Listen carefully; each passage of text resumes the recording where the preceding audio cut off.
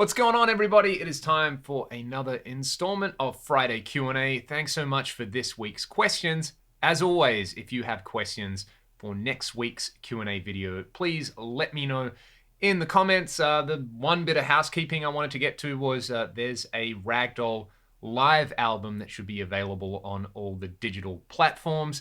It's available on our Bandcamp, which is linked in the video description, as well as most of the streaming services out there like Spotify. So if you want to have a listen to basically a kind of official bootleg of a show that we did last year, it's a full set. I've uploaded most of the set as a video on here, but there were a few songs that didn't get filmed, which are available on there. So you can go and check it out. I would love to hear from you if you do, and if you do enjoy it, because live music is something that maybe we all took for granted at one stage, and I am looking forward to it, hopefully resuming some kind of sense of normality at some point. I've got my Custom 24 today, and I'm playing the FM3 from Fractal, and I'm using the Messer Lone Star model with a little bit of the Tone of Kings drive and a bit of delay and reverb, and it's really doing it for me right now.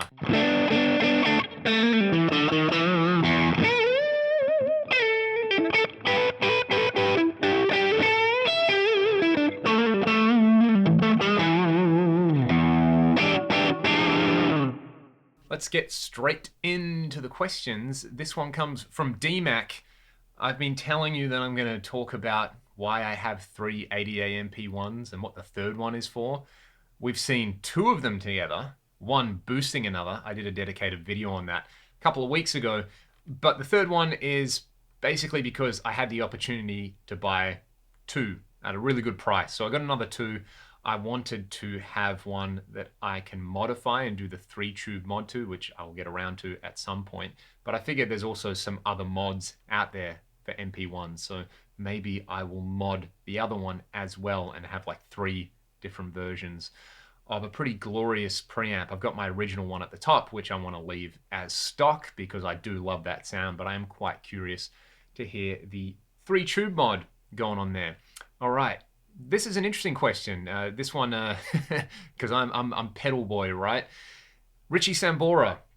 I reckon Richie Sambora is both underrated and overrated. I think, looking at him just as a standalone guitar player, and when you compare him to what I would consider like, the big gods from that era, the Van Halens and the George Lynch and the Yngwies and the Paul Gilberts and even guys like Vito and stuff like that. Richie never had super outrageous chops.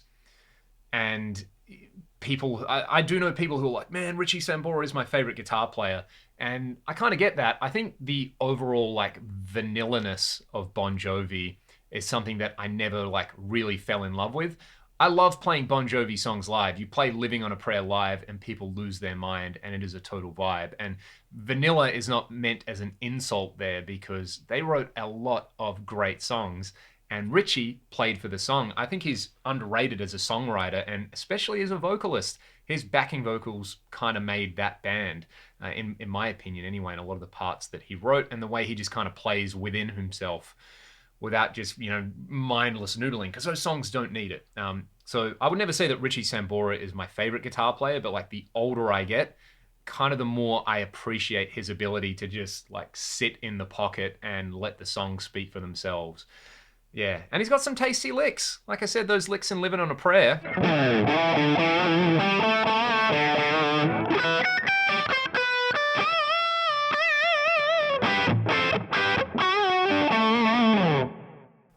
He's hitting all the sweet spots. He's not doing weird diminished stuff like someone like a George Lynch would do. He's not outright shredding or anything like that. It works. So in that respect, I think he's kind of underrated. But yeah, he's definitely not my, the guy I would think of when I think of guitar gods of the 80s. But, more power to him. I'm sure he does not care what I think about him. The Yamaha SPX90, look, I bought one. You guys might have seen it. I did a little post on it like the day after my Q&A. So I blame you, Michael Nielsen, and I blame you, Robert Baker, for enabling me. I say blame, but I think it's going to be awesome. So it's probably a very, very good purchase. It's been shipped. I got the notification today. So hopefully it'll be here in like a week or two and can make some sounds with it, and I can dial up that symphonic patch and I can try copy it with my Axe effects and maybe some other gear. So that's pretty exciting.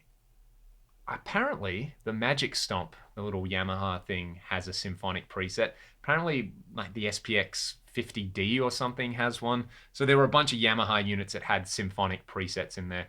Kind of sounds like a 4-voice chorus or a flanger with no feedback, which is a chorus anyway. So yeah, I'll just be very interested to try that one out.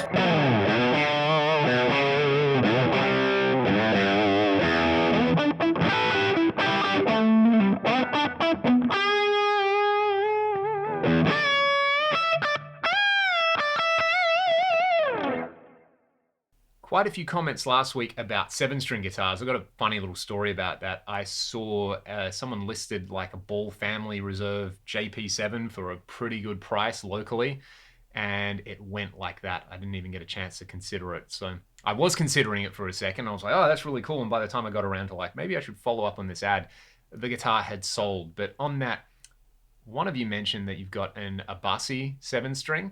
And I will admit, when I first saw those designs, I was a little bit like, nah, not for me. But the more people I see playing them, kind of the more it makes sense and it looks cool. I follow Stephen Taranto on Instagram, and you should all do that because he's a ridiculous guitar player. But watching him play the Abasi stuff, it looks really cool. So I've kind of come around to that thanks to Stephen and his amazing guitar player. This is an evergreen question. I play in a 3-piece band. Have we ever considered adding another guitar player? This is, something I've done in like a kind of parody video before, when you're at a gig and other guitar players come up to you and they don't, it's their roundabout way of paying you a compliment. They're like, hey man, yeah, the band's really good, but have you ever considered adding another guitar player? By the way, I'm a guitar player as well, so I always take that as a compliment, that means that people like the music, rather than an insult or something that like, yeah, your guitar isn't loud enough or you're not doing your job kind of thing. I love the sound of a 3-piece. I love the space in a 3-piece. I've said this a couple times before. When we started Ragdoll, we were a 5-piece. We had a lead vocalist. Ryan was singing backing vocals and playing rhythm guitar, which is like kind of an epic waste of an amazing talent. And we had my buddy Mike McCullough, shout out to Mike, on bass guitar. And eventually the 3 left standing were myself, Ryan, and Cam, and Ryan took over lead vocals and started playing bass, and I'm forever grateful that he did those things because he's incredible. And then the 3 of us just spent a bunch of time figuring out how to play in a 3-piece. So it would be really hard now, I think, to insert another guitar just because of the sort of parts that I like to write and the way it works. And we kind of write 3-piece music now.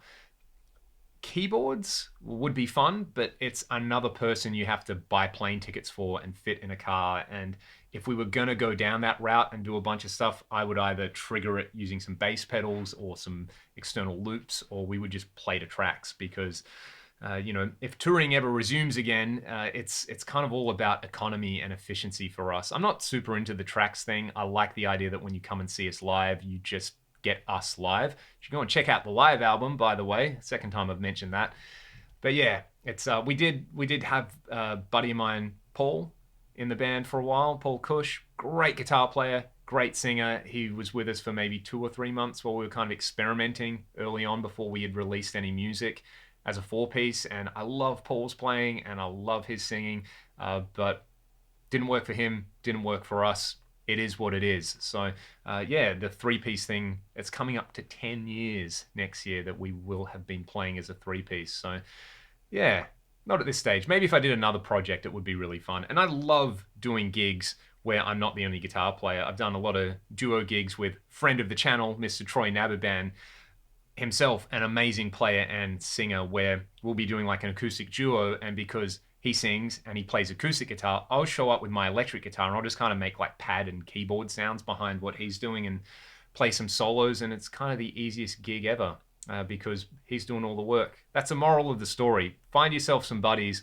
who are great at what they do and just loaf off their abilities and their success, because that's basically what I've done.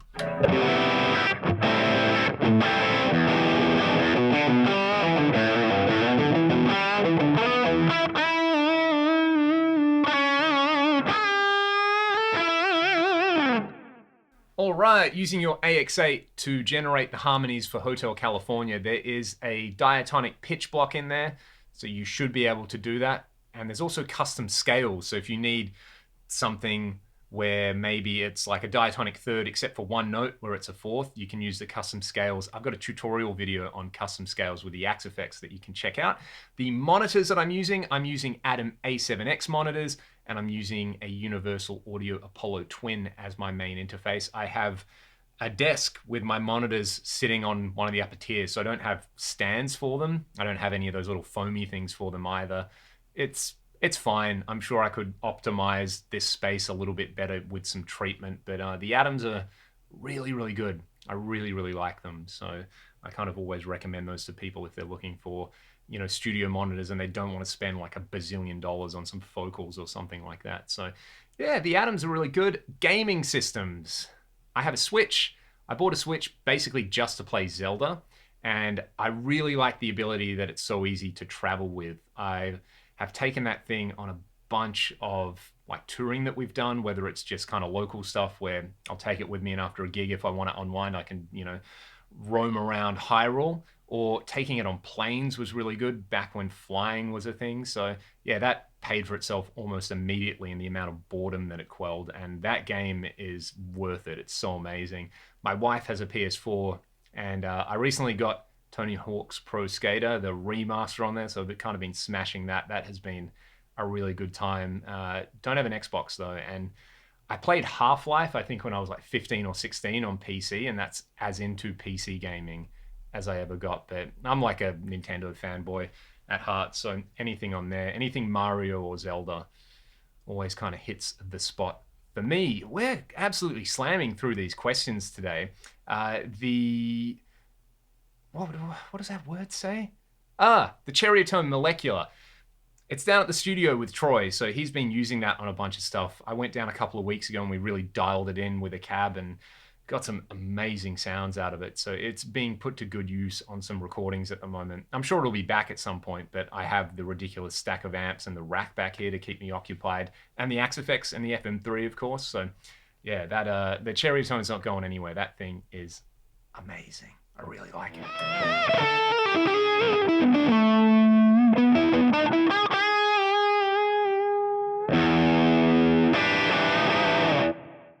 Nuno Betancourt, one of my favorite players ever. That's all I have to say about that for anybody who's been asking about Nuno. I do want to do a 5 killer riffs video on Extreme.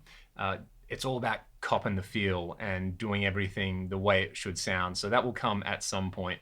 The second Extreme album is still one of my favorite albums of all time, and some of his playing on that is just ridiculous. Like, he's got the chops, he's got the attitude, he's got the swagger. Nuno had it all, and I think he's definitely a giant of the guitar.